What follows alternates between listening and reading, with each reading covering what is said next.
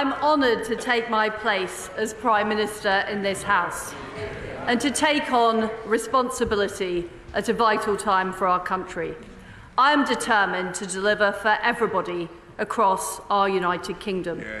I will work constructively with all members of this House to tackle the challenges we face. Mr. Speaker, this morning I had meetings with ministerial colleagues and others. In addition to my duties in this House, I shall have further such meetings later today.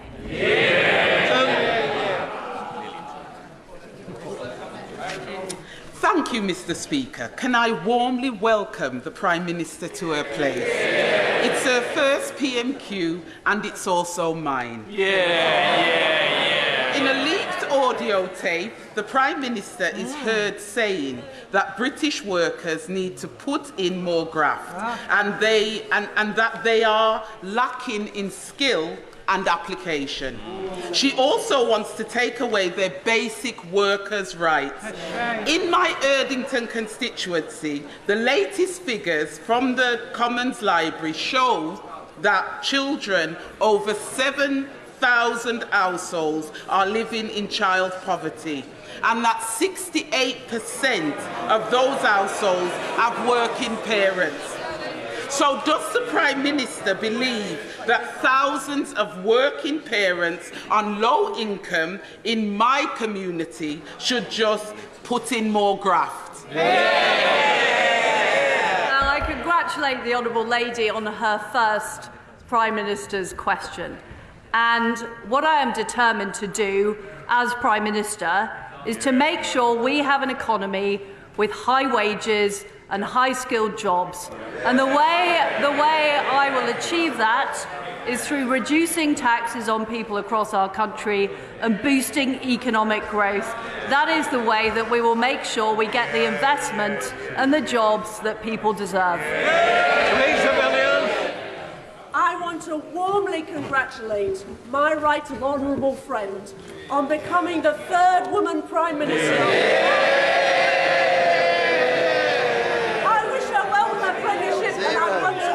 About pubs today. A pub restaurant in my constituency in Barnet got in touch with me to say they were struggling to find an energy supplier, and the quotes they had got hold of showed that they would be paying a 600% increase in their bill to £320,000. They can't survive that. Will she ensure her plan to tackle the energy price crisis helps businesses in the hospitality sector, which our communities value so much? Well, my right honourable friend is absolutely right. The hospitality industry is vital, and I will make sure in our energy plan that will help support businesses and people with the immediate price crisis, as well as making sure there are long-term supplies available, will help businesses as well as helping individual households. We now come to the Leader of the Opposition, Keir Starmer. Thank you, Mr. Speaker. Can I congratulate the Prime Minister on her appointment? When she said in her leadership campaign that she was against windfall taxes, did she mean it? Very good. Well, I thank the right honourable gentleman for his welcome. I hope that we will be able to work together, particularly on areas we agree on, and I know that we have had strong support from the opposition in opposing Vladimir Putin's appalling war in Ukraine, and I want us to continue to stand up to that appalling Russian aggression that has led to the energy crisis we face now. I am against a windfall tax. I believe it is the wrong thing to be putting companies off investing in the United Kingdom just when we need to be growing the economy. Mr. Speaker, thank you for that answer. I ask because the Treasury estimates are that the energy producers will make £170 billion in excess profits over the next 2 years. The Prime Minister knows she's no choice but to back an energy price freeze. But it won't be cheap, and the real choice, the political choice, is who is going to pay. is she really telling us that she's going to leave these vast excess profits on the table and make working people foot the bill for decades to come? Well, I understand that people across our country are struggling with the cost of living and they're struggling with their energy bills. And that is why I, as Prime Minister, will take immediate action to help people with the cost of their energy bills. And I will be making an announcement to this House on that tomorrow and giving people certainty to make sure that they are able to get through this winter and be able to have the energy supplies and be able to afford it. But we can't just deal with today's problem. We can't just put a sticking plaster on it. What we need to do is increase our energy supplies long term. And that is why we will open up more supply in the North Sea, which the honourable gentleman has opposed. That is why we will build more nuclear power stations, which the Labour Party didn't do when they were in office. And that is why we will get on with delivering the supply as well as helping people through the winter. Well, I look forward to tomorrow's statement, but the money's got to come from somewhere. And she knows that every single pound in excess profits she chooses not to tax is an extra pound on borrowing that working people will be forced to pay back for decades to come. More borrowing than is needed. That's the true cost of her choice to protect oil and gas profits, isn't it? Mr. Speaker, the reality is that this country will not be able to tax its way to growth. The way we will grow our economy is by attracting investment, keeping taxes low, delivering the reforms to build projects quicker. That is the way that we will create jobs and opportunities across our country. So, Mr. Speaker, her first act as Prime Minister is to borrow more than is needed because she won't touch excess oil and gas profits. On that topic, how much would her planned corporation tax cut hand out to companies? The right honourable gentleman is looking at this in the wrong way. The last time we cut corporation tax, we attracted more revenue into the exchequer because more companies wanted to base themselves in Britain, more companies wanted to invest in our country.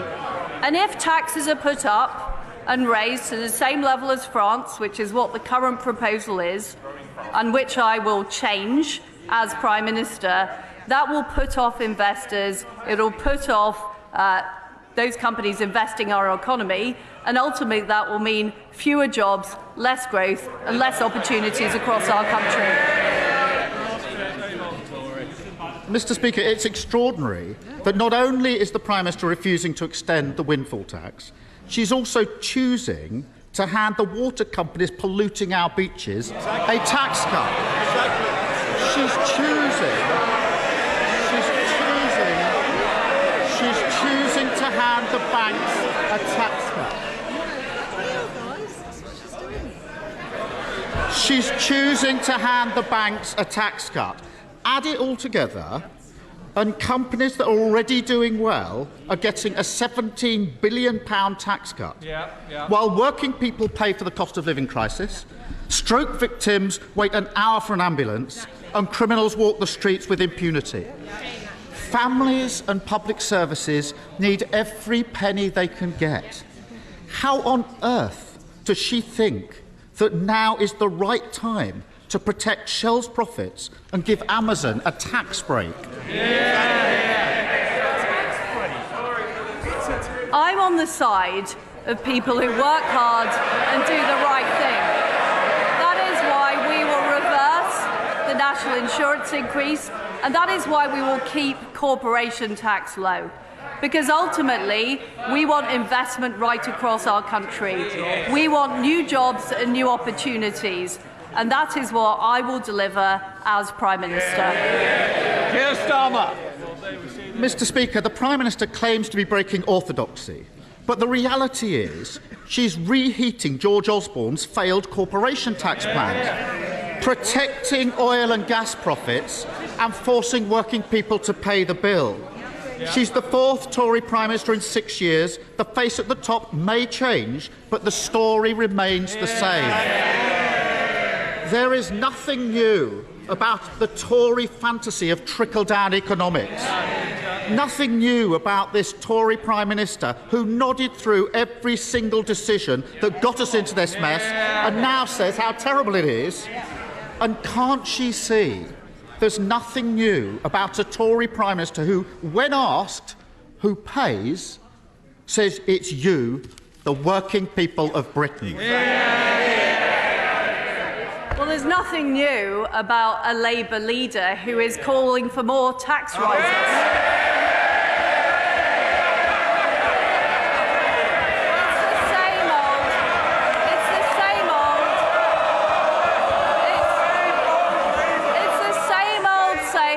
Tax and spend. What I'm about is about reducing taxes, getting our economy growing, getting investment, getting new jobs for people right across the country. I'm afraid to say the right honourable gentleman doesn't understand aspiration. He doesn't understand opportunity. He doesn't understand that people want to keep more of their own money. And that is what I will deliver as Prime Minister. I will take immediate action to help people with their energy bills, but also secure our long-term energy supply. I will take immediate action to make sure we have lower taxes and we grow the economy. And that way, I will ensure we have a positive future for our country and we get Britain moving. Thank you, Mr. Speaker. And firstly, can I congratulate my right honourable friend, the Prime Minister, for a successful campaign to become our party leader and the Prime Minister of the United Kingdom. Mr. Speaker, it is right and proper that the government focuses its attention on rising energy costs for households across the country. But as we've heard, businesses big and small are exposed to horrific energy price increases, with no restraint provided by the domestic energy price cap and no support from government so far. For the sake of businesses in West Cornwall and on Scilly, the jobs they provide and the economy as a whole, what can my friend, the Right Honourable Prime Minister, do to ease the energy costs facing our businesses? Well, my honourable friend is right. We do need to address the issues businesses face, and the package that we will be announcing tomorrow will do just that. Leader of the SNP, Ian Blackford. Thank you, Mr. Speaker, and I'm sure the thoughts and prayers of everyone in this House will be with the families that were caught up in the terrible shooting over recess in Kyle and McCalsh and indeed in Liverpool as well, and we trust that the families will be fully supported. Mr. Speaker, let me congratulate the Prime Minister and her family on her appointment. But I'm sorry to say that her reputation for straight talking has fallen apart at the first PMQs. After 9 questions, she's still not told us who will pay for her energy plan. Prime Minister, today the public are waiting to find out the response to the economic crisis, and they want answers. So, will the Prime Minister finally answer 2 very simple questions? Will she freeze energy prices at their current levels, and will it be paid for by a windfall tax? Yes or no? Well, no, it won't be paid for by a windfall tax. I don't believe we can tax our way to growth. And what I want to see is us using more of our UK energy supply, including more oil and gas from the North Sea and nuclear power in Scotland as well. And I hope I can count on the SNP's support for that. Ian Blackford.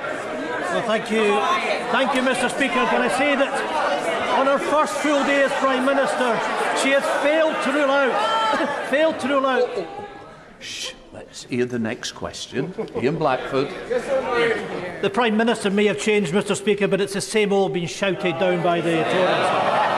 On her first full day as Prime Minister, she's failed to rule out a trust tax on households and businesses, instead of targeting the profits of massive corporations with a windfall tax. The Prime Minister's plan appears to be a decade-long raid on the bank accounts of ordinary taxpayers. These costs must not be passed on to consumers and businesses by deferring bills.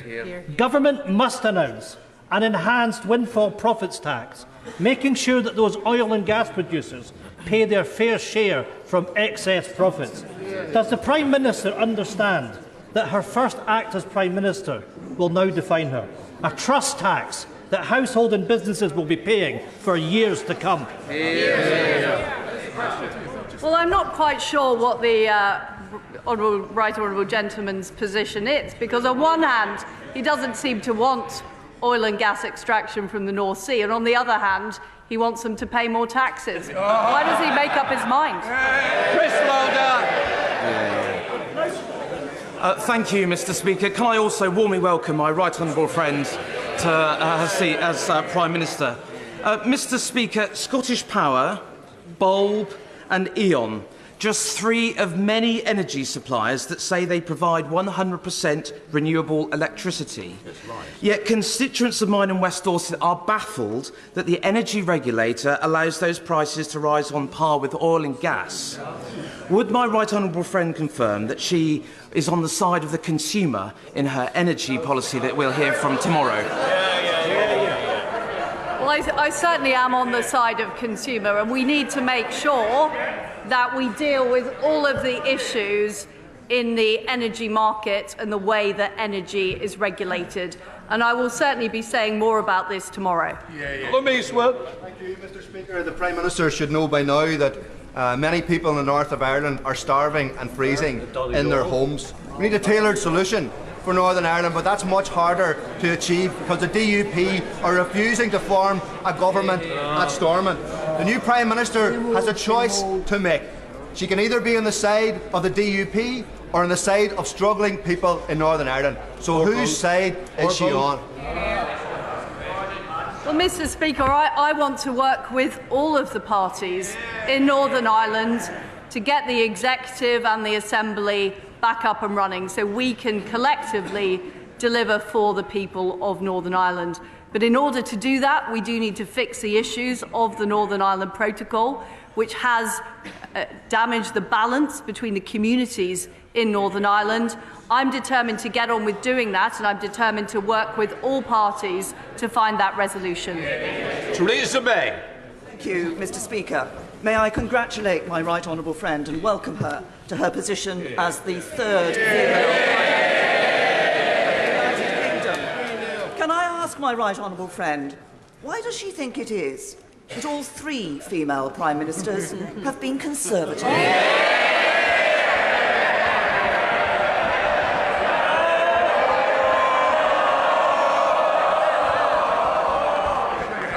I thank my right honourable friend for her fantastic question. I look forward to calling on her advice from her time in office as I start my work as Prime Minister. It is quite extraordinary, isn't it, that there doesn't seem to be the ability in the Labour Party to find a female leader, or indeed a leader who doesn't come from North London. I mean, I don't know what it is.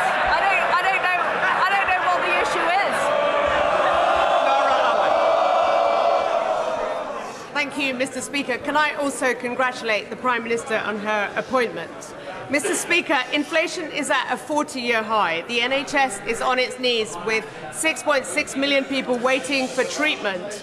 Thousands of victims of sexual offences and violent crime are waiting for justice. Not to mention passport delays, a summer of chaos in our airports and our beaches covered in sewage. The Prime Minister has served in every one of the Conservative governments responsible for this mess. So why should the British public trust her to clean up the mess that she's helped create? I'm determined that we deal with the issues facing us as a nation. We do have problems with our energy supply due to the appalling war being perpetrated by Putin in Ukraine. That is why I will take immediate action to deal with the energy crisis. My Chancellor will take immediate action to reduce taxes and make sure we are growing our economy. and our new Health Secretary, who is also the Deputy Prime Minister, will be taking immediate action to make sure people are able to get appointments with their GP and proper NHS services. Father of the House, Sir Peter Bottomley. All sides of the House should wish to help the Prime Minister be successful in tackling the problems facing the country. When I raised one of them with the former Prime Minister in July, he said I could talk to the Housing Minister, but the Housing Minister retired after 17 minutes of hearing that.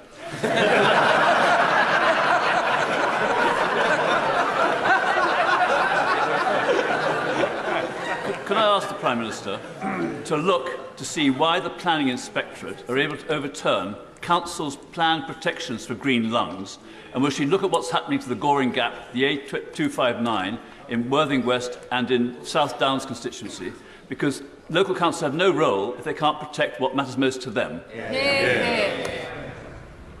Well, I am a bit concerned about offering the honourable gentleman a meeting with the Housing Minister in case any ill should befall him. But look, my honourable friend is right.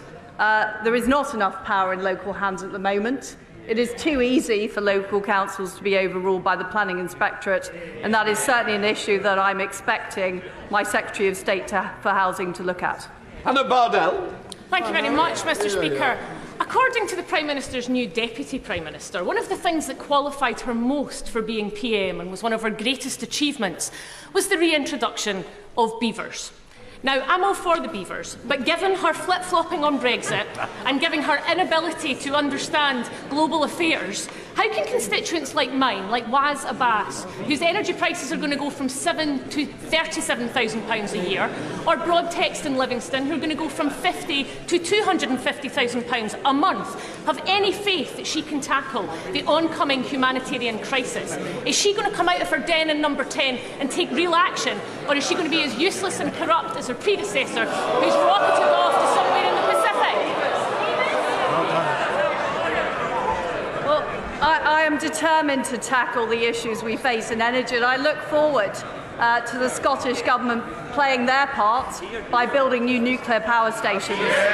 Can I just say, I want a nice apology, that was not a good example. I certainly don't want to use corrupt being used against the new Prime Minister. And I'm sure the honourable member, I'm sure the honourable member will withdraw it. Just withdraw the comment. Sometimes the truth hurts, but I'm happy to withdraw it. Pretty sure. Right. Victoria Atkins. Thank you, Mr. Speaker. May I warmly congratulate my right honourable friend. May I welcome her to her place. But may I also wish her the very best in the heavy responsibilities she now bears. Around 1.5 million households across the countryside rely on heating oil in order to keep their homes warm and to cook their meals. They have faced price rises of around 130% in recent months, and they are not part of the energy price cap. As rumours abound about what tomorrow's statement may hold, will my right honourable friend confirm that those 1.5 million households, many of them in rural areas such as my own constituency, will be specifically included in any mooted ideas about an energy price freeze? Well, my honourable friend is right, and many of my constituents too rely on heating oil for their fuel, and we need to make sure that we are looking after everybody in this very, very difficult winter that we're facing. Martin Day. Thank you, Mr. Speaker. Members may be familiar with the work of Bowness firm Ballantyne's Castings, an iron foundry in operation since the 1820s, which in recent years has done much work around the parliamentary estate. Without the protection of an energy price cap, this specialist SME is witnessing unaffordable costs, with bills rising from £13,000 to £120,000 per month. Heavy energy users face a disproportionate burden and clearly need more support than other businesses. What will the PM do to protect our strategically important and energy-intensive industries? Well, I very strongly agree with the honourable gentleman that there are strategic industries that we need to make sure who use a lot of energy.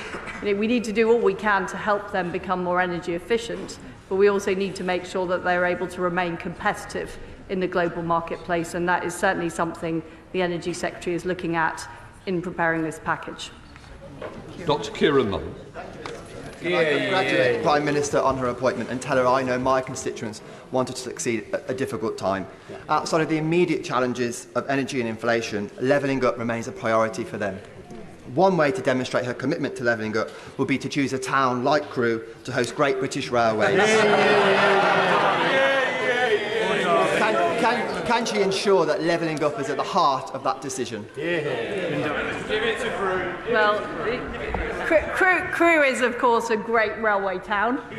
My honourable friend is absolutely right. I'm not going to prejudge the decision that will be made, but what I will be doing as Prime Minister is absolutely focusing on levelling up and making sure we're attracting the investment and growth into parts of this country that have been left behind, so they have their fair share of opportunity. Alex Davis-Jones. Mr. Speaker, the new Prime Minister is now finally in post. But make no mistake, she does not have the support of the British public. She can't even rely on the backing of her own MPs. And people in Pontypridd will never forget that she played a key role in a government that failed millions. So will she now finally do the right and decent thing and call a general election?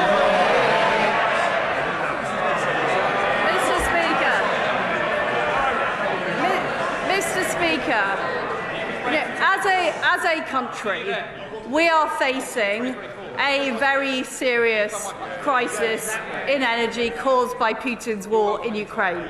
We are facing... Order. One of the members for Stoke is getting very carried away. And I know as a former teacher he wants to show better behaviour than he's showing at the moment. Come on, Prime Minister. Mr. Speaker, we are facing very serious issues as a country, partly as a result of the aftermath of COVID, partly as a result of Putin's war in Ukraine. What the British people want is they want a government that's going to sort it out. And that is what I'm determined to do as Prime Minister, sort out the energy crisis, get our economy going, make sure people can get doctor's appointments. That's what I'm focused on.